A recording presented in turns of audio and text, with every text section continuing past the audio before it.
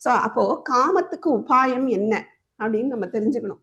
So காமத்துக்கு உபாயம் என்ன அப்படின்னா புண்ணியம், செயல் தான் பேசிக்கா. அந்த கர்ம செயல் செய்யறோமே அதுதான் உபாயமா இருக்கு இந்த காமத்துக்கு.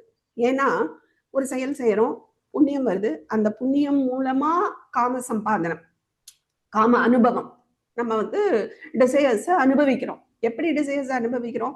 புண்ணியத்தினாலதான் அனுபவிக்கிறோம். புண்ணியம் எப்படி வருது? ஒரு செயல் செய்யறதுனாலதான் வருது இல்லையா?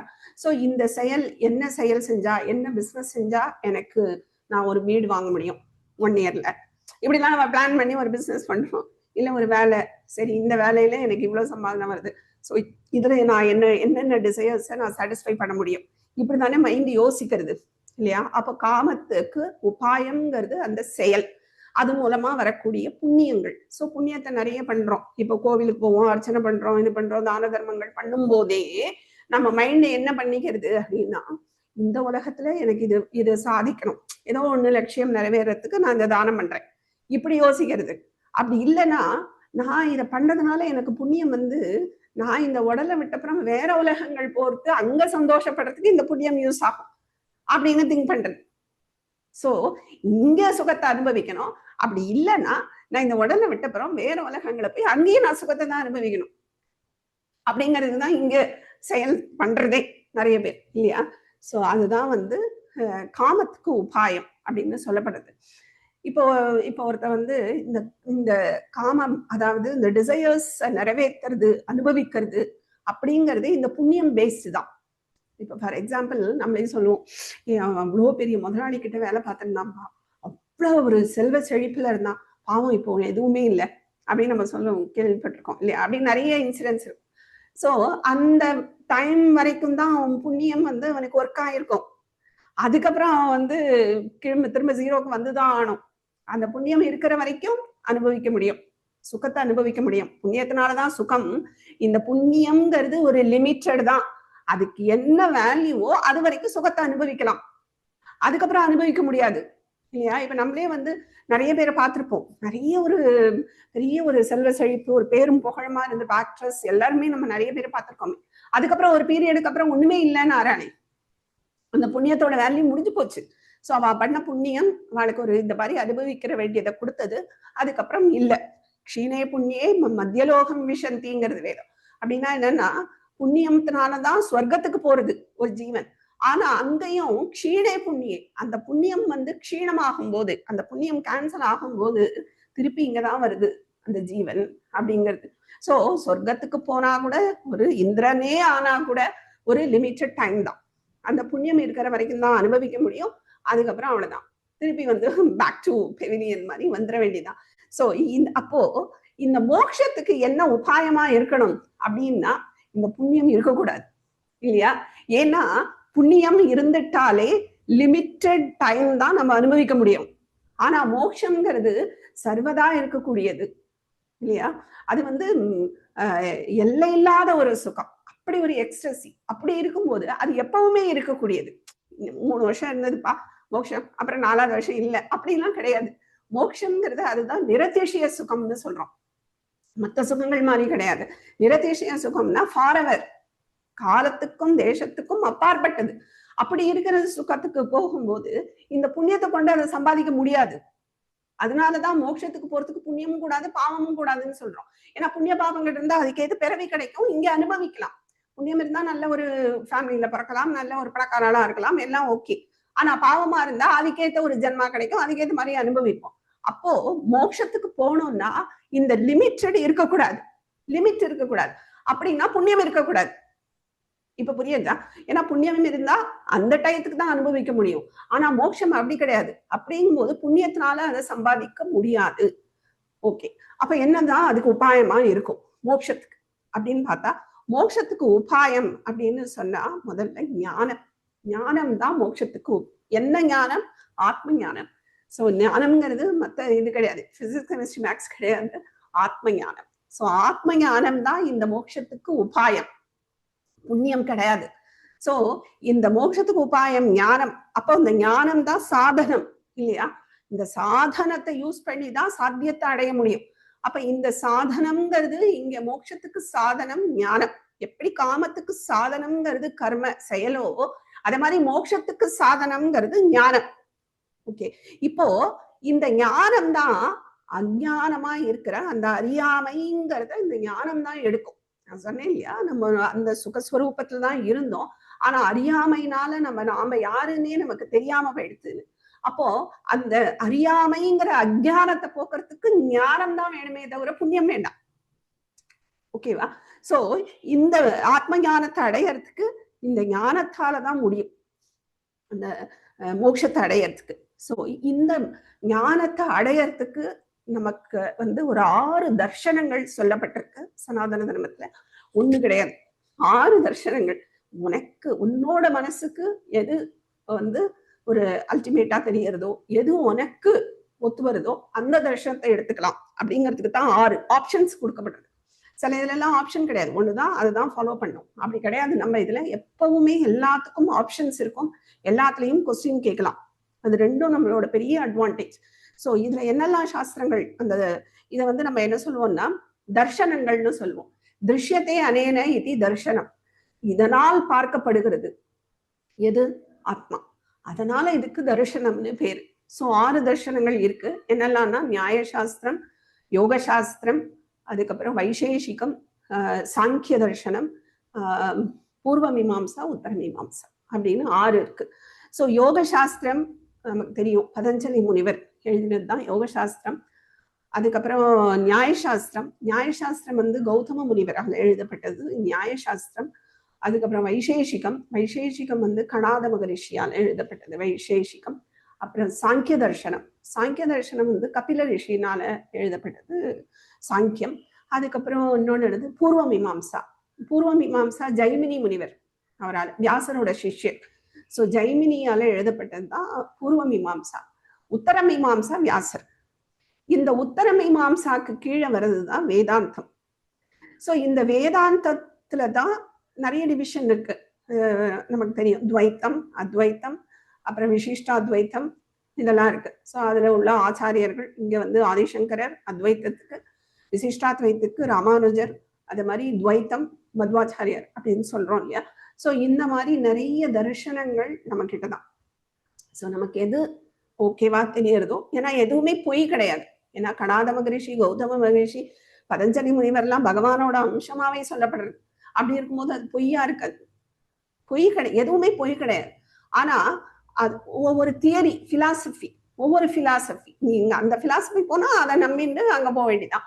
இல்ல அத்வைத பிலாசபினா அத்வைதத்தை நம்பிட்டு அத்வைத பிலாசபியை ஃபாலோ பண்ணணும், அவ்வளவுதானே தவிர இது தப்பு அது ரைட்டு அப்படிங்கிறதுக்குலாம் எதுவும் கிடையாது. எதை ஃபாலோ பண்றோமோ அந்த ரூட்ல போக வேண்டியதான். ஒரு ஊருக்கு பெங்களூர் போறோம்னா பஸ்ல போறோம், இல்ல ட்ரெயின்ல போகலாம், இல்ல கார்ல போகலாம், எதுல வேணா போகலாம்.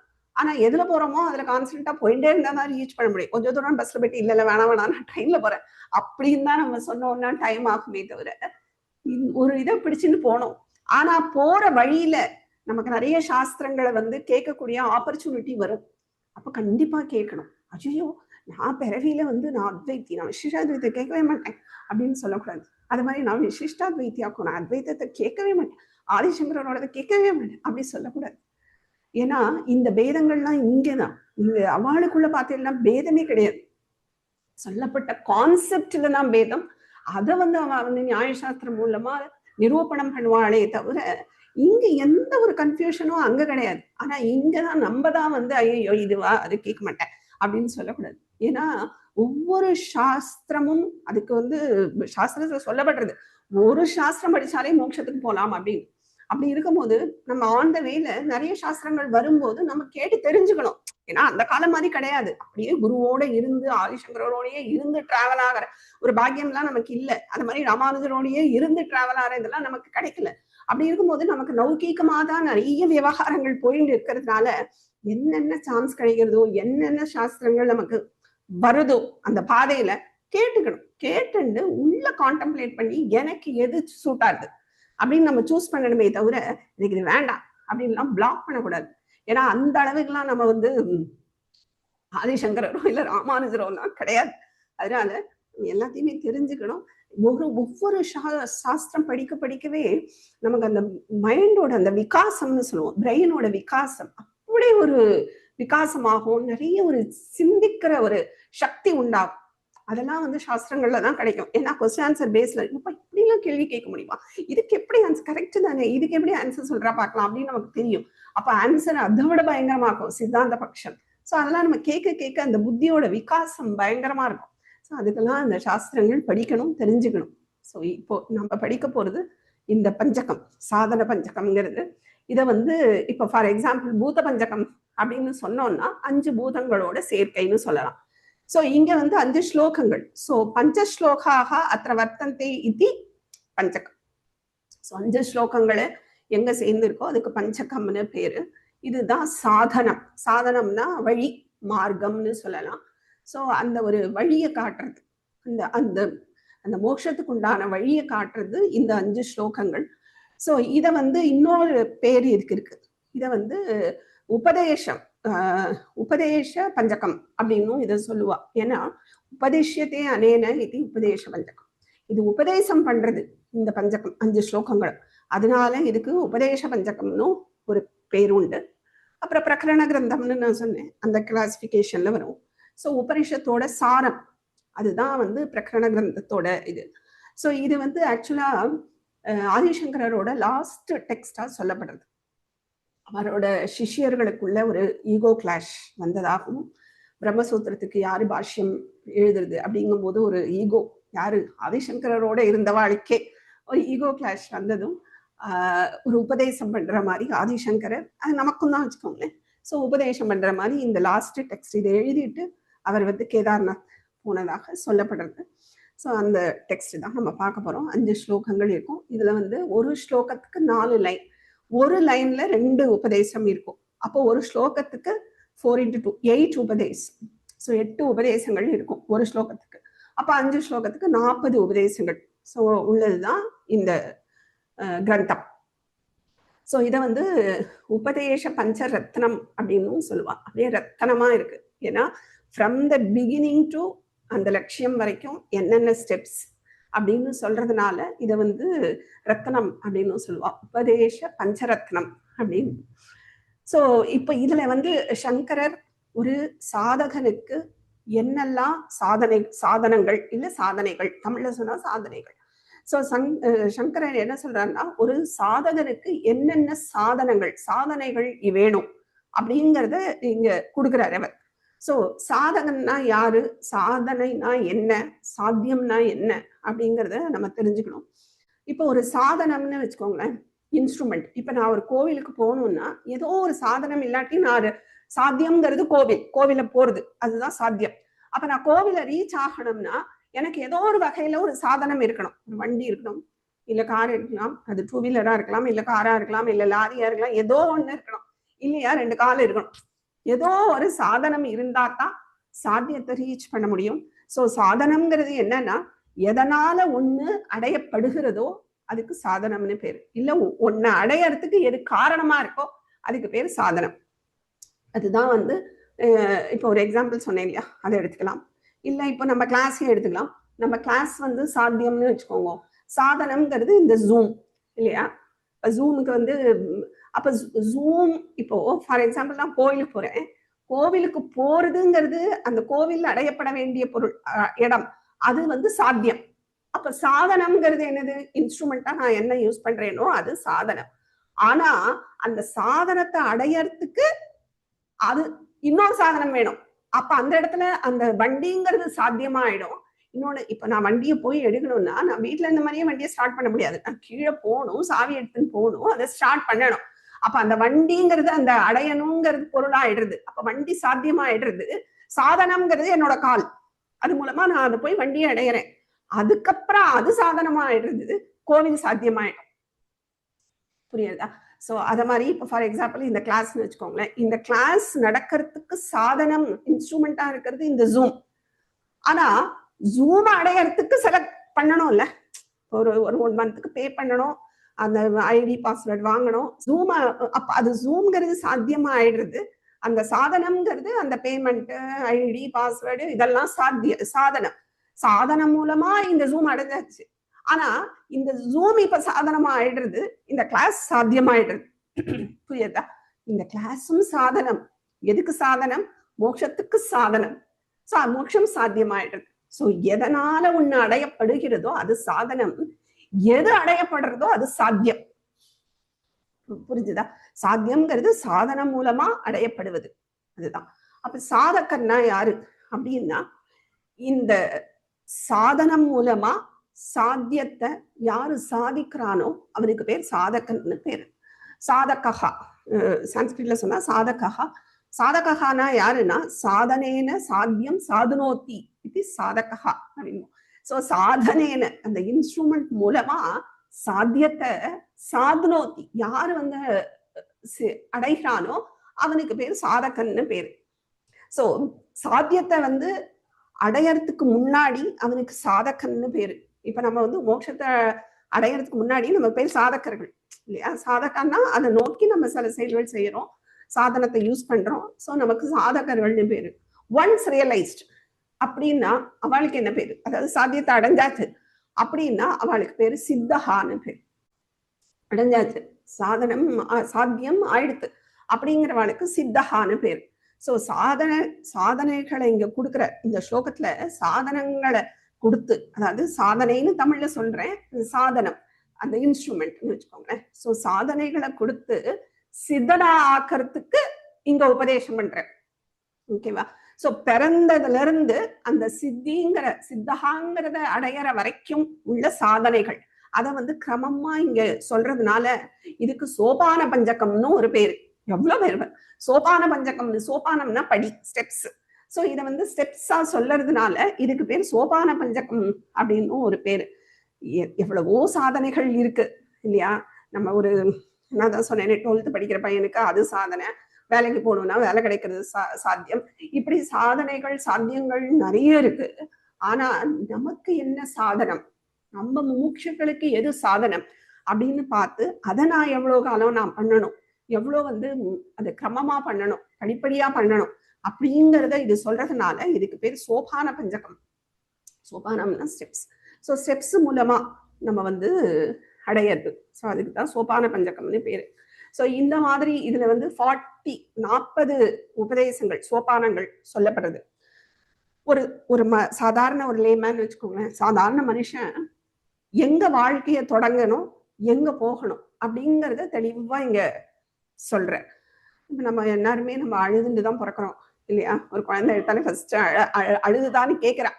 ஆனா நம்ம பிறந்தது அழறது, ஆனா சுத்தி இருக்கிறவா சிரிக்கிறான் இல்லையா?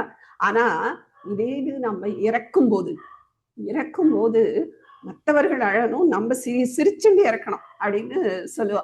ஏன்னா சிரிச்சுண்டு இறக்கணும்னா என்ன அர்த்தம்னா அந்த ஒரு சாட்டிஸ்பாக்சன். ரோகியா போகக்கூடாது, யோகியா போகணும் அப்படின்பா. அப்படின்னா அந்த சாட்டிஸ்பாக்சன், எதுவும் எந்த பந்தமும் கிடையாதுப்பா, நிம்மதியா இருக்கேன் அப்படின்னு சொல்லிட்டு போகணும். ஆனா சுத்தி இருக்கிறவா அழணும். எப்படி அழணும்னா, ஐயோ ஐயோ நம்ம கிட்ட கடன் வாங்கினானே கொடுக்கலையே, அப்படி அழக்கூடாது. அவன் எப்படி அழணும்னா, ஐயோ இவர் எவ்வளவு பெரிய ஒரு மகான், இவரோட தொடர்பு இனிமே நமக்கு கிடைக்காதே அப்படின்னு அழணும். அப்படி இருக்கணும் நம்ம வாழ்க்கை. ஸோ அதுக்குதான் நம்ம வந்து இதை படிக்க போறோம். அதாவது கிளம்புறதுக்கு எப்பவுமே தயாரா இருக்கணும். எதுவே வரப்போறது. ஸோ அப்போ வந்து ஐயோ எனக்கு வந்து இந்த கடமை இருக்கே, அது இருக்கே, இது நமக்கு தெரியாது எப்ப வரும்ன்ட்டு. எப்ப வேணா வரட்டும், அந்த ஒரு ஸ்டேஜ்ல இருக்கணும். எதுவே நம்ம முடியாதுன்னு சொல்ல முடியாது இல்லையா? ஸோ நான் வந்து இது ஸோ சாத்தியம்னா என்ன, இந்த புக்கோட சாத்தியம் மோட்சம். ஸோ மோட்சத்துக்கு மேல ஆசை இருக்கிறவா முமுட்சு, அதை தான் நோக்கி பிரயத்தனம், அதாவது முயற்சி பண்றோம் அந்த சாத்தியத்தை அடையறதுக்கு. ஸோ இந்த ரியலைஸ்ட் ஆயிட்டோம் வச்சுக்கோங்களேன், நம்மளோட சாத்தியத்தை அடைஞ்சிட்டோம்னா அதுக்கப்புறம் வரக்கூடிய ஆசைங்கிறது, அதுக்கு வந்து என்ன ஆசைன்னா ஒரு ஆனந்தம், அது வந்து எக்ஸ்டசி, அந்த ஆசை. ஆனா இந்த ரியலைசேஷன் அடையறதுக்கு முன்னாடி வரக்கூடிய ஆசைகள் எல்லாம் நோய் அப்படின்னு சொல்லப்படுது, டிசீசஸ். ஏன்னா இந்த ஆசைகள் இருக்கிற வரைக்கும் அது கிடைக்காது. ஸோ இது ஒரு வியாதி. இந்த ஆசைகள், காமம் அப்படின்னு சொல்றோம் இல்லையா? இது வாங்கணும், அது வாங்கணும், இதை செய்யணும், அதை செய்யணும், பையன் படிக்கணும், பொண்ணு படிக்கணும், இப்படி நம்ம நிறைய ஆசைகளை வச்சுருப்போம், சங்கல்பங்கள்லாம். இதெல்லாம் வந்து ஒரு நோய், மனசுல வரக்கூடிய ஒரு நோய்னு சொல்லப்படுறது. இந்த நோய் இருந்ததுன்னா இது வந்து நம்மளை வந்து சம்சாரத்துலதான் தள்ளுமே தவிர, ஒரு பத்தனாதான் நம்மளை ஆக்குமே தவிர, மோட்சத்துக்கு இது வந்து நம்மளை ஒரு ஸ்டெப்பு கூட வைக்க விடாது. ஏன்னா இதெல்லாம் பிளாக்ஸ் தடுக்கும். அதனாலதான் வந்து இந்த சாதனமா நிறைய ஸ்டெப்ஸ் சொல்றாரு. அதுல இதெல்லாம் நம்ம பின்னாடி பார்ப்போம். இப்போ ஒரு பசிக்கிறதுன்னு வச்சுக்கோங்களேன், ஸ்தூல உடம்பு, இதுக்கு பசிக்கிறதுன்னா ஸ்தூலமான ஒரு சாப்பாடு இருக்கணும். அப்பதான் அது வந்து இது போய் வயிற ரொப்போம். கரெக்டா? இப்போ ஒருத்தர் நல்லா சாப்பிட்டாச்சு, ஸ்தூல சரீரம், ஸ்தூலமான சாப்பாடு, நல்ல நைட்டு சாப்பிட்டுருக்கான், தூங்க போறான் வச்சுக்கோங்க, கனவு வருது, கனவுல பசி வருது இல்லையா? அப்போ கனவுல பசிக்கு இந்த சாப்பாடு யூஸ் ஆகுமா? இந்த ஸ்தூலமான சாப்பாடு யூஸ் ஆகாது. ஏன்னா கனவுங்கிறது சூக்ஷ்மம். சோ மனசு புத்தி தான் அங்க, உடலுக்கு சரீரம் அங்க வேலை செய்யாது. அப்போ கனவுல வந்து அந்த சூக்ஷ்ம சரீரத்துக்கு இந்த ஸ்தூலமான சாப்பாடு எப்படி யூஸ் ஆகாதோ, புரியுதா? இப்போ ஒரு பெரிய பணக்காரன் இருக்கான், பெரிய பணக்காரன் இருக்கு, அது இருக்கு, ஆனா கனவுல வந்து பிச்சைக்காரனா பிச்சை எடுத்துட்டு இருக்கான்னு வச்சுக்கோங்க. சோ அந்த பணம் இங்க வந்து யூஸ் இல்லை இல்லையா? ஸ்தூலத்துக்கு தான் யூஸே தவிர இதுக்கு யூஸ் கிடையாது. அதே மாதிரிதான் மனசுங்கிறது ஒரு சூக்ஷ்மேந்திரியம். சோ இந்த சூக்ஷ்மத்துக்கு வெளியில உள்ள ஸ்தூலமான பொருட்கள்ல இருந்து எனக்கு சந்தோஷம் வந்துரும்னு நினைக்கிறது எவ்வளவு பெரிய ஒரு மடத்தனம் நம்மளோடது. எப்படி வரும்? வராது. ஏன்னா சூக்ஷ்மம் இது மனசு. அப்ப சூக்ஷ்மமாய் இருக்கிற ஒரு மனசுக்கு சூக்ஷ்மமான இந்த மனசுல உள்ள குறைகள் இருக்கே, இந்த காமக்ரோதங்கள் தான் அந்த வெற்றிடம்னு சொல்றோம்.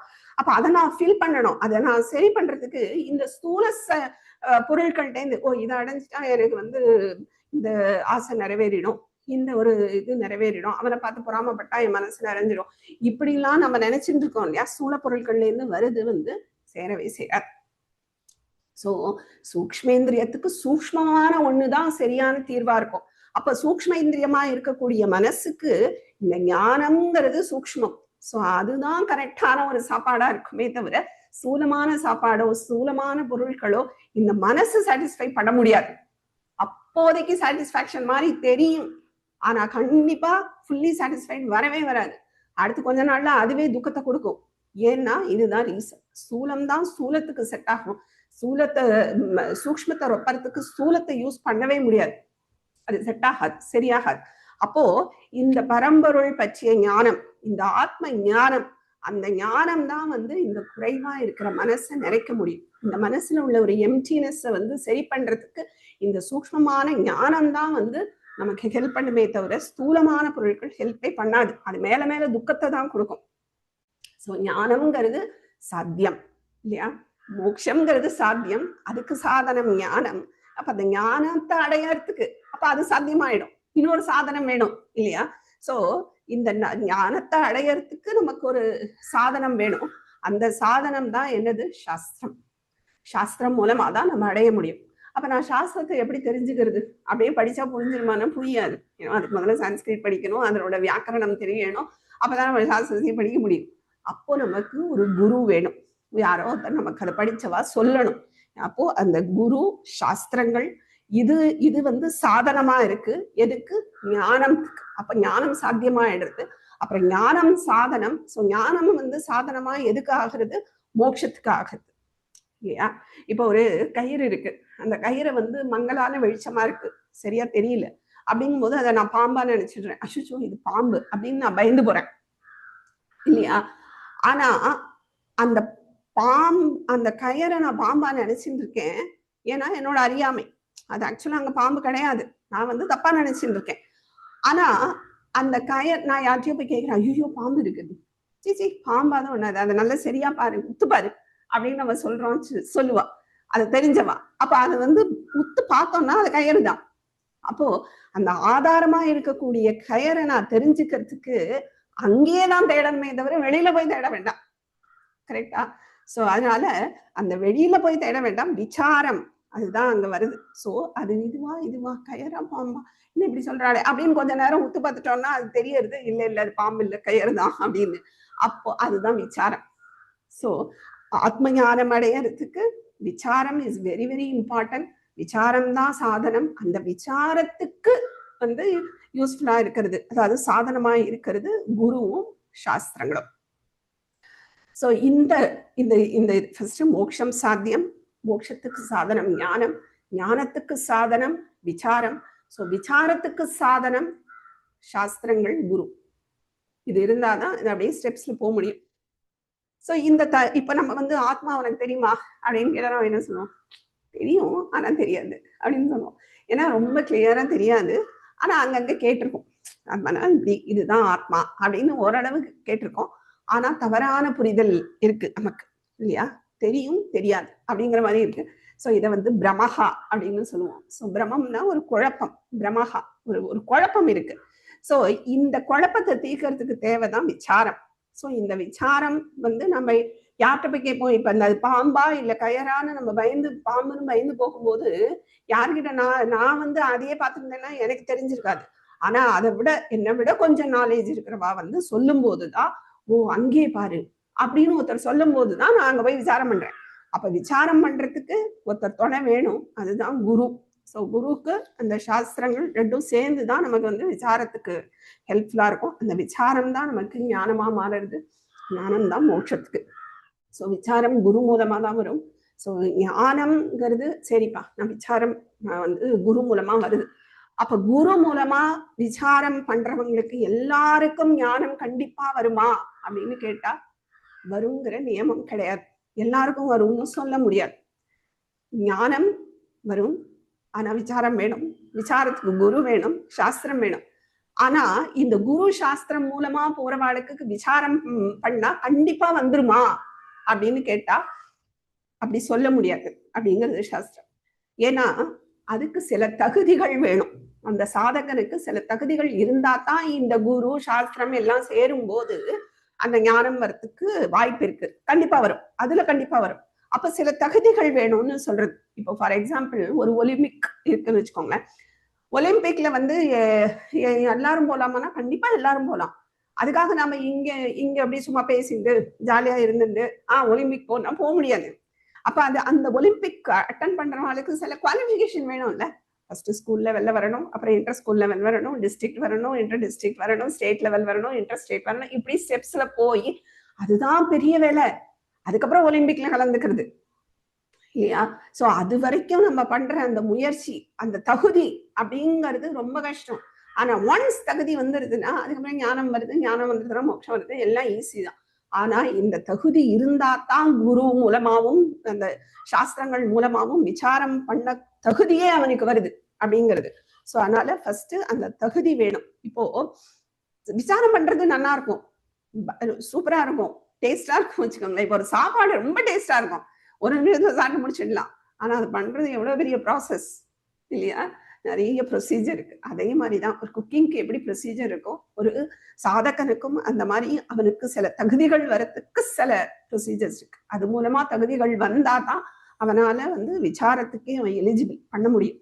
சோ அந்த தகுதிகள் இருக்கணும். அதுதான் இப்ப சாதனம் ஆயிடுது. ஒவ்வொரு சாதனம் குழிந்தே வருது. சோ தகுதிகள்ங்கிறது ஒரு சாதனம்.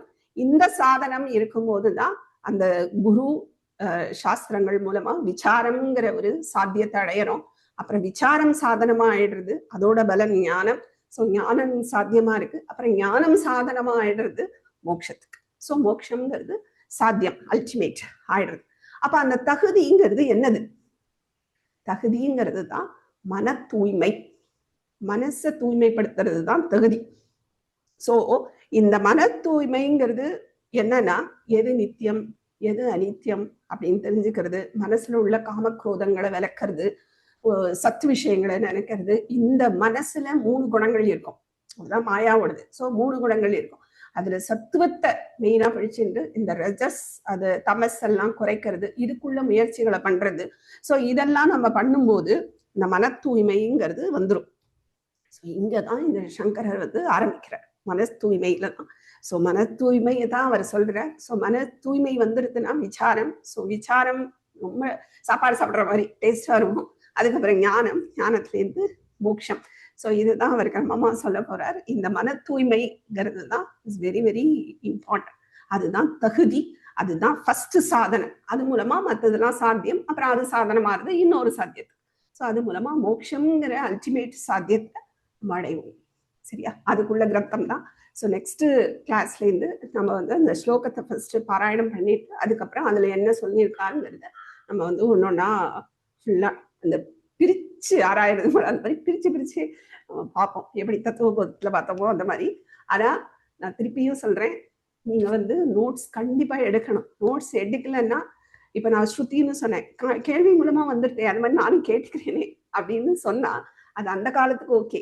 ஏன்னா அவளோட என்விரான்மெண்ட்டே அப்படிதான் இருந்தது, சர்க்கம்ஸ்டான்சஸே அப்படிதான் இருந்தது. குருவோடையே இருப்பா, 10-15 வருஷம் குருவோடையே இருந்து வாழ்க்கையே அப்படிதான் இருக்கும். ஸோ குருட்டேந்து பார்த்து பார்த்தே நிறைய கத்துக்க முடியும். அப்புறம் சதா சர்வதா இந்த வேதத்தோட அத்தியனம் தான் நடக்கும். அப்படி இருக்கும்போது அது வேற. பட் இங்க அப்படி கிடையாது. நம்ம வந்து வரதே 40-50 வயசுக்கு அப்புறம், அதுக்கப்புறமும் வாரத்துக்கு ஒரு கிளாஸ், அதுவும் அந்த ஒரு நாள் ஃபுல்லெல்லாம் கிடையாது, 2 மணி நேரம். அதனால அந்த 2 மணி நேரத்துல எவ்வளவு மனசு வெளியில போறதோ, எத்தனை பேருக்கு அந்த ஒரு ஃபோக்கஸ் அப்படிங்கிறது மேபி ½ இருக்கலாம். அந்த ½ என்ன உள்ள போறதோ அதுல நம்ம ப்ராசஸ் பண்றது ஒரு 10 மினிட்ஸா இருக்கலாம். ஸோ அதனால நமக்கு நோட்ஸ் கண்டிப்பா தேவை. ஸோ நீங்க ஏதாவது டவுட்ஸ் இருந்தா கேட்கலாம். நம்ம அந்த பழைய வாசனை எல்லாம் ஏன் நமக்கு ஞாபகம் இல்ல? அது நம்ம கொடுத்துட்டா நம்ம தப்பே செய்ய மாட்டோமே. கரெக்ட். பழைய வாசனை நமக்கு இருக்கு, அதை நம்ம கண்டுபிடிக்கலாம். நம்ம தத்துவ போதத்துல இதை பத்தி ரொம்ப டீட்டெயிலா பார்த்தோம். ஸோ அது வராதவா நீங்க அந்த வீடியோ இருக்கு, நீங்க அதை கேட்கலாம். ஸோ அதுக்கு வந்து நிறைய இந்த யோக சாஸ்திரத்துலேருந்து நம்ம பார்த்தோம், விருத்திகளை கண்டுபிடிக்கணும். ஸோ விருத்திகளை கண்டுபிடிக்கிறதுக்கு எக்ஸசைஸ் கூட பண்ணோம். ஸோ அந்த விருத்திகளை கண்டுபிடிச்சு நம்ம மனசு எப்படி போறதுன்னு வச்சு ரூட்டை கண்டுபிடிச்சிடலாம். ஸோ என்னோட வாசனை என்னங்கிறத நான் கண்டுபிடிச்சிடலாம். அதுக்குண்டான எக்ஸசைஸ் எல்லாம் பண்ணணும். இங்க வரைச்சே கூட நான் எக்ஸ்பிளைன் பண்றேன், அப்புறம் நீங்க கேளுங்க நான் மறந்தாலும்.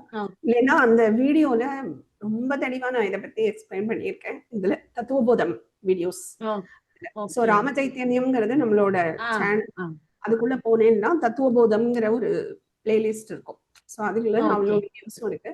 அது நீங்க சைட்ல எல்லாருமே இங்க வந்தவாளும் ஓகே, தத்துவபோதத்துக்கு வராதவாளும் அந்த சைட்ல கேட்டுட்டே இருக்கும். அது வந்து இங்க ரொம்ப ஹெல்ப் பண்ணும் உங்களுக்கு. ஸோ அதுல வாசனைகளை கண்டுபிடிக்கலாம், நம்மளோட விருத்திகளை வச்சு வாசனைகளை கண்டுபிடிக்கலாம். 5 விருத்திகளை பதஞ்சலி சொல்றார். ஸோ அதை வச்சு நம்ம கண்டுபிடிக்க முடியும்.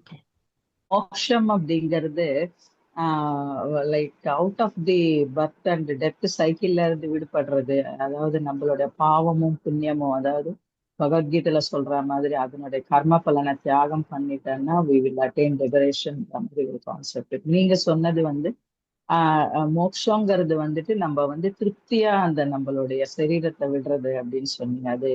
அது கொஞ்சம் எனக்கு இன்னும் கொஞ்சம் எக்ஸ்பிளைன் பண்ண முடியுமா? ஸோ அவர் சொன்னது கர்மயோகம். ஸோ கர்மயோகத்துல 3 தியாகங்கள் பத்தி சொல்ற, ராமானுஜரோட பாஷ்யத்துல அவர் 3 சொல்றார் இல்லையா? பல தியாகம், மமதா தியாகம், கர்த்திருவ புத்தி தியாகம். அதுதான் கர்மயோகம்ங்கிற. கர்த்திருவ புத்தி, நான் இதை பண்றேன் நான் தான் பண்ணேங்கிற புத்தியை நம்ம தியாகம் பண்ணணும். இன்னொன்னு மமதா தியாகம், மமன என்னோடதுன்னு நம்ம எல்லாத்தையும் பிடிச்சு வச்சுட்டு இருக்கோம் இல்லையா? ஸோ அதை தியாகம் பண்ணணும். என்னோடதுங்கிறது எதுவுமே கிடையாது, இன்னொன்னு நான் பண்ணல அப்படின்னு இருக்கும் போதே பலனும் என்னோடது கிடையாது. ஸோ பல தியாகம் அதுவும் நம்ம பண்ணணும். அதுதான் வந்து கர்மயோகம்னு ராமானுஜர் சொல்ற, கர்மயோகத்துக்கு டெஃபினேஷன் சொல்ற.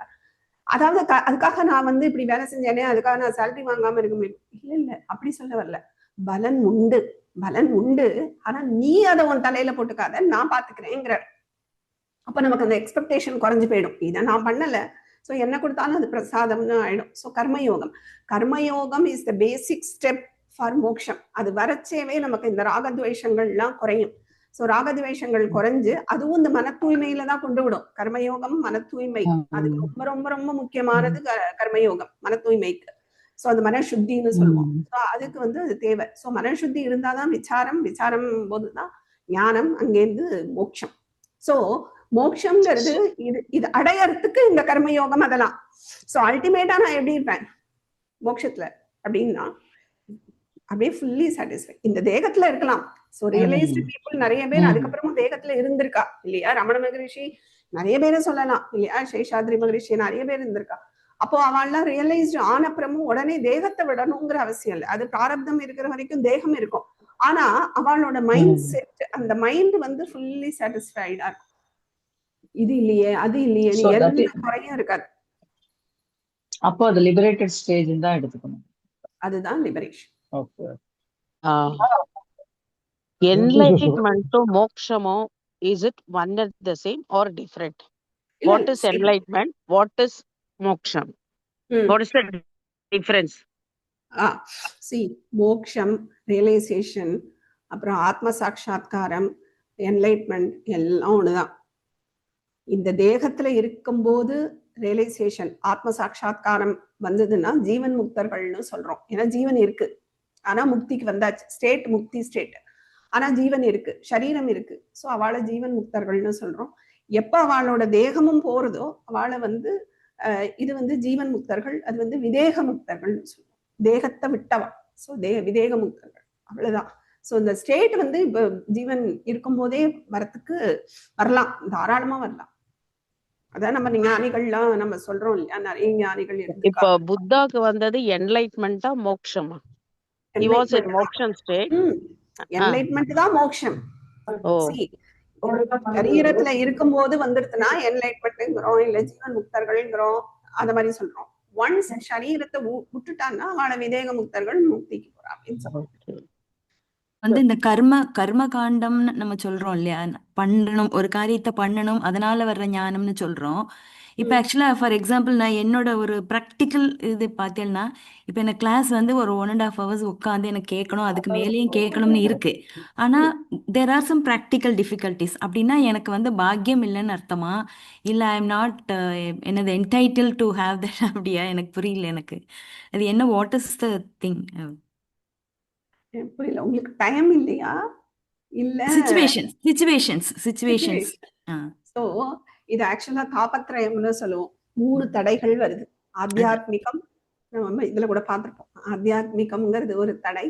அதுக்கப்புறம் ஆதி தெய்வீகம், ஆதி பௌத்திகம் அப்படின்னு 3 தடைகளை சாஸ்திரம் சொல்றது. நீங்க என்ன ரீசன் சொன்னாலும் இந்த 3க்குள்ளதான் வரும். இந்த 3 தவிர ஒரு ரீசன் சொல்லவே முடியாது.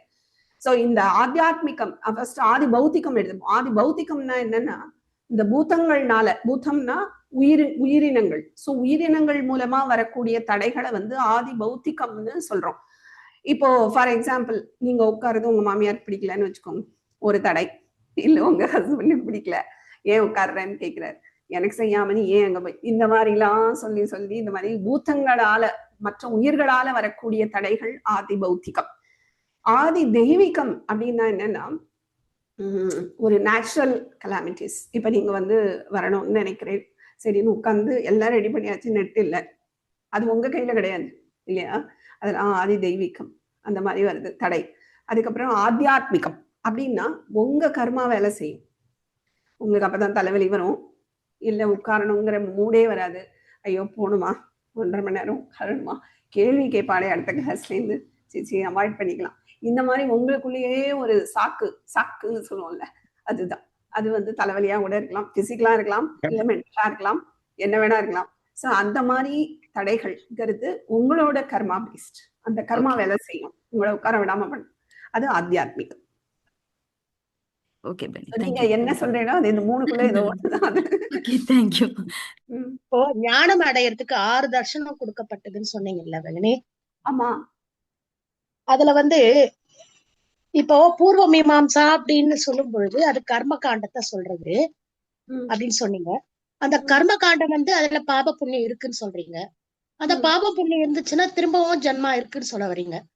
அப்போ அது வேதாந்தத்துக்கு நம்ம ஒத்து வருங்களா? அது எதுல வேணா நம்ம ராங்குன்னு சொல்லக்கூடாது, எதாச்சும் எடுத்துக்கணும் அப்படின்னு அது சொல்லும் பொழுது மீமாம்சாவே நமக்கு அது இங்க கரெக்ட் ஆகுது, அது கேட்கணும் டவுட். வேதாந்தம் உத்தரமீமாம்சா கிட்ட வருது இல்லையா.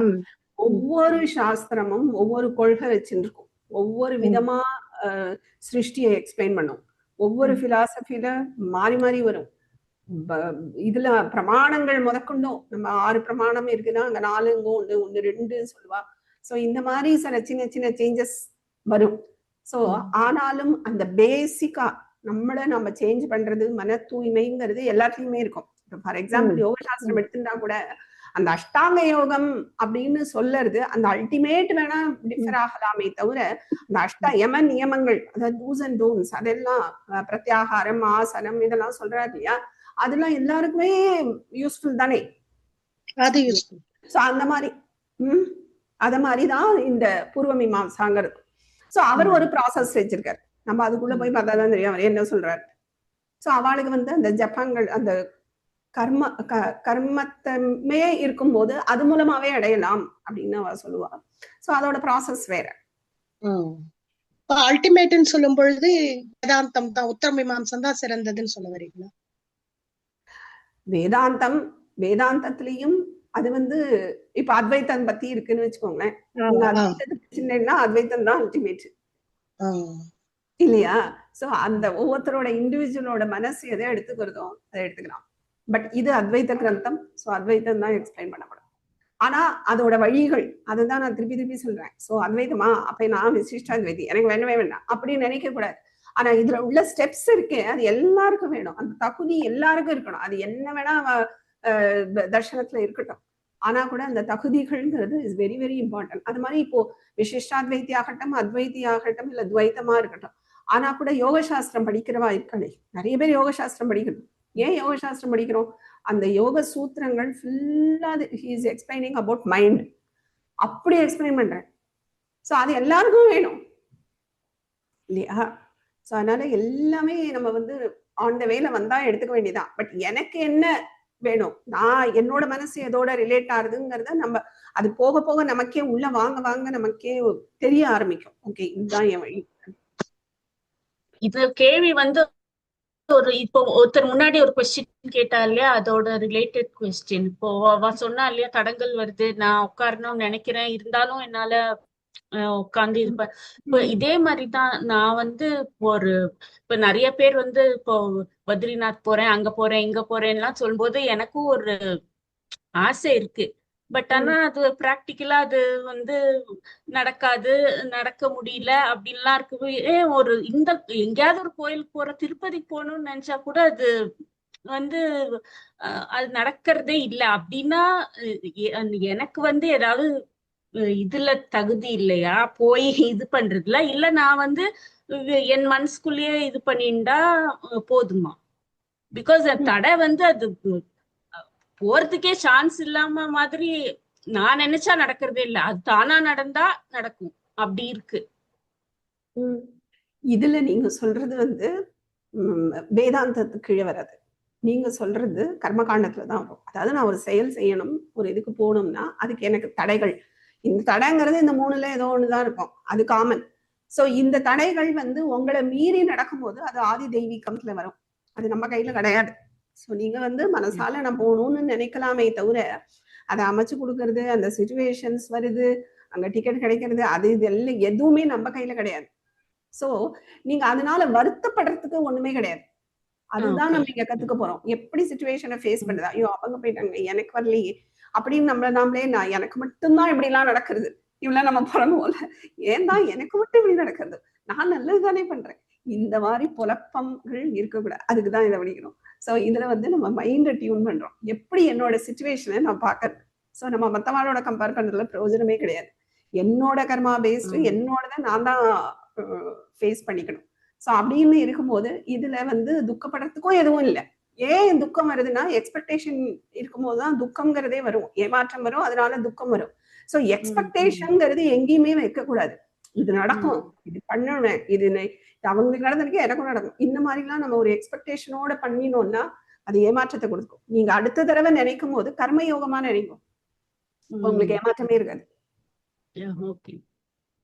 இப்ப நம்ம 6 தர்ஷனங்கள் சொல்லியிருந்தோம் மகினி. நீங்க அதுல வந்து இப்ப யோக சாஸ்திரத்துல வந்து நம்ம கர்ம யோகம் பண்ணும்போது எந்த எதிர்பார்ப்பும் இல்லாம நம்ம ஒரு வேலையை செய்யும் போது பலனை எதிர்பார்க்காம நம்ம செய்யும் பொழுது அப்ப நம்மளுக்கு மோட்சம் கிடைக்கும் நான் நினைச்சிட்டு இருந்தேன் இவ்வளவு நாளா. இது கரெக்டா இல்ல தப்பான்னு எனக்கு தெரியல. ஆனா இந்த கர்மயோகம்ங்கிறது யோக சாஸ்திரம் இல்ல, அது ஃபர்ஸ்ட் தெரிஞ்சுக்கோங்க. யோக சாஸ்திரம் இஸ் டிஃப்ரெண்ட். அது ஓகே, அது ஒரு பாட்டுல சொல்லும். பட் கர்மயோகம்ங்கிறது இங்க வேதாந்தத்துல வருது. சோ கர்மயோகம்ங்கிறது கண்டிப்பா லீட்ஸ் டு மோட்சம், அதுல டவுட்டே கிடையாது. ஏன்னா கர்மயோகத்தை பத்தி கீதையில அவ்வளோ சொல்றார் கிருஷ்ணர். கர்மயோகம் தான் பெஸ்ட்ங்கிறார் இல்லையா? ஏன்னா ஞான யோகம்ங்கிறது எல்லாராலையும் பழக முடியாது, அவளால அது பண்ண முடியாது. அதனால நீங்க கர்மயோகம் பண்ணு ஒரு வழிகாட்டியா இருக்க. சோ ஒரு ராஜாங்கிற ஒரு இதுல இருக்கும்போது முன்ன நிறைய பேர் ஃபாலோ பண்ணுவா. சோ எல்லாராலையும் நேரம் ஞான யோகத்தை எல்லாம் பழக முடியாது, அதனால நீ கர்மயோகத்தை பண்ணு. அதுக்கு எக்ஸாம்பிளா ஜனகரை கூட சொல்றாரு. ஜனக ரிஷி வந்து பெரிய ரிஷி தான், ஆனா கூட அவர் வந்து கர்மயோகத்துல அப்படி இருந்தார். சோ கர்மயோகம் கண்டிப்பா லீட்ஸ் டு ஞானம். அதனால அதுல டவுட்டே கிடையாது.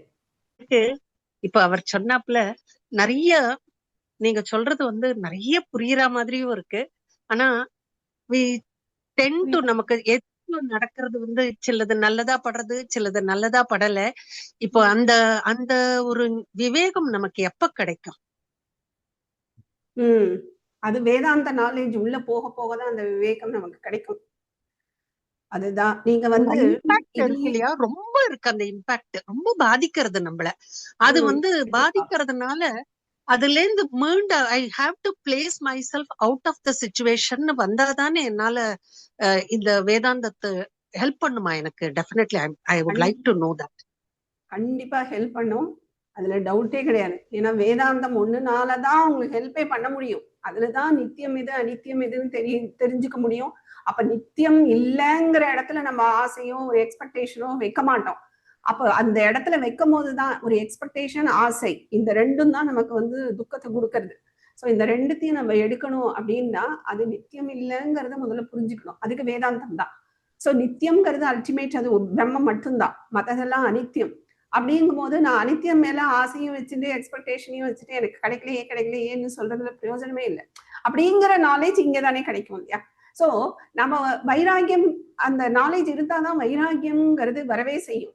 ஏன்னா இப்போ நான் இது ரொம்ப டீட்டெயிலா ஒரு 2-3 கிளாஸ்க்கு இந்த வைராகியத்தை எடுத்திருப்பேன் இந்த இதுல தத்துவபோதம் கிளாஸ்ல. தயவு செய்து அதை கேளுங்க. ஏன்னா அதுல வந்து இப்போ வைராகியம் வரணும் அப்படின்னா, இப்ப இந்த ஒரு எக்ஸாம் பாஸ் பண்ணோம், அது வரைக்கும் நான் வந்து பிரதர்ஷனம் பண்றேன், இது ஒரு வைராகியம் தான். ஆனா இது வந்து அந்த உண்மை மூலமா வர வைராகியம், நாலேஜ் மூலமா வருது கிடையாது. இது ஒன்லி ஃபார் டெம்பரவரி. ஆனா அந்த அல்டிமேட் வைராகியம், அந்த ஒரு பிரம்மத்தை நோக்கி இருக்கிற வைராகியம் எப்படி வரும் அப்படின்னா இந்த விவேகம் மூலமாதான். எல்லாமே அனித்தியம், அனித்தியத்துல இருந்து எனக்கு நித்திய சுகம் வரத்துக்கு, அது கொடுக்கறதுக்கு அதுக்கு எலிஜிபிலிட்டியே கிடையாது.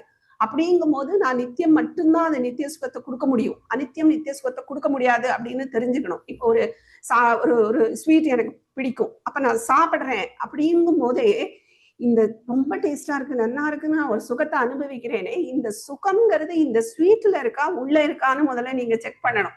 கண்டிப்பா ஸ்வீட்ல கிடையாது. அப்போ அந்த ஸ்வீட்ல ஒரு சுகம் இருக்கிற மாதிரி நமக்கு தெரியறதே தவிர அது சுகத்தை கொடுக்கவே முடியாது. ஏன்னா அதே டேஸ்ட் தான் இன்னொருத்தருக்கு அது வந்து பிடிக்கலங்கிற ஒரு பாவத்தை கொடுக்கறது. அவளுக்கு பிடிக்கல, எனக்கு பிடிச்சிருக்கு. சில பேருக்கு வந்து நியூட்ரலா இருக்கு, பிடிக்கும் பிடிக்காது அப்படி இருக்கு. ஒரு காஃபியே சில பேருக்கு ரொம்ப பிடிக்கும், சில பேர் காஃபியே பிடிக்காது. ஆனா காஃபியோட டேஸ்ட்ல தான் இருக்கு, அதோட டேஸ்ட்ல எந்த மாற்றமும் இல்லை. இந்த வாய்க்கு போகும்போது டேஸ்டாவும் அந்த நாக்குக்கு போகும்போது டேஸ்ட் இல்லாமையும் அது மாறதே கிடையாது. அது சுபாவத்துல இருக்கு. ஆனா இந்த சாப்பிடுற அந்த ரிசீவர் எண்ட்ல இருக்கோமே, அங்கதான் மாற்றம். அப்ப என்னோட வாசனை எனக்கு இதுல ஒரு டேஸ்ட கொடுக்கறது. அப்ப சுகம் எங்க இருக்கு? இங்கேருந்து வருது. இதெல்லாம் ரொம்ப கிளீனா அதுல எக்ஸ்பிளைன் பண்ணியிருப்பேன், தயவு செய்து அது கேளுங்க. இங்கேயும் நம்ம சான்ஸ் வந்தா திருப்பி நான் சொல்றேன் வைராக்கியம். அது படிக்கும்போது உங்களுக்கு இதுல இருந்து வெளில வர முடியும். நம்ம வந்து சாந்தி மந்திரம் சொல்லி முடிச்சுப்போம். இதோட ரெக்கார்டிங் வரும் வெனஸ்டேக்குள்ள, வாலண்டியர்ஸ் எடிட் பண்ணி போடுவா. ஸோ தயவுசெய்து திருப்பியும் கேளுங்க. நோட்ஸ் எடுக்காதவா நோட்ஸ் எடுத்துக்கோங்க. Notes is compulsory. நோட்ஸ் இல்லாம இந்த காலம் வாங்கி அந்த காலம் போயிடும், அவ்வளவுதான். ஸோ நோட்ஸ் வேணும், அதை எடுத்துக்கோங்க. ஸோ நெக்ஸ்ட் கிளாஸ் வரதுக்குள்ள ஒரு 2-3 தடவை திருப்பி கேட்டுன்னு வாங்க. நம்ம நெக்ஸ்ட்ல இருந்து இந்த ஸ்லோகத்துக்குள்ள போகலாம். பவந்து சுகினஹ சர்வே சந்து நிராமயாஹ சர்வே பத்ராணி பஷ்யந்து மா கஷ்டித் துக்கபாக் பவேத். ஓம் சாந்தி சாந்தி சாந்தி. ஹரி ஓம். ஸ்ரீ குருப்யோ நமஹ. ஹரி ஓம். ಧನ್ಯವಾದ ಭಗಿನಿ.